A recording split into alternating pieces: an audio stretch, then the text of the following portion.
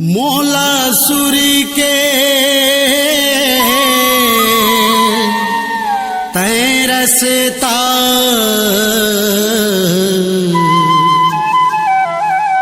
धरा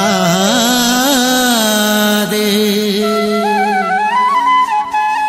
मैं आयो तोरे दुआर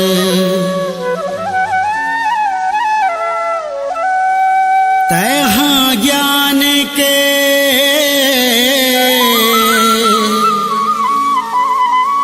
दियाला जला दे मोरे तन मन है अंधियार हजारों हाथ के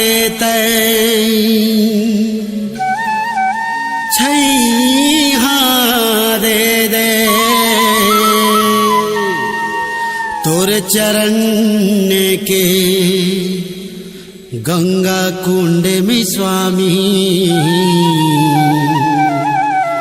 पापीला पाप धोवन दे पापीला पाप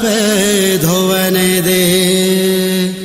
अवधपति राम राजा राम सीतापति श्री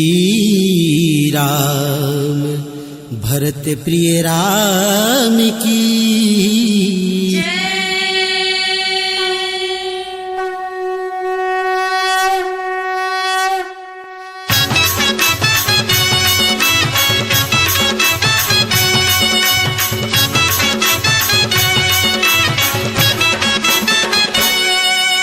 पार्वती शंकर के लाला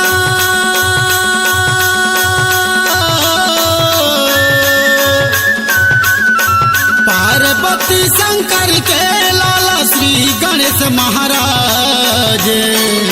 हाथ जोड़ के मैं ध्यान करो जय हो जय गणराज हाथ जोड़ के मैं ध्यान करो जय हो जय गणराज पार्वती शंकर के लाला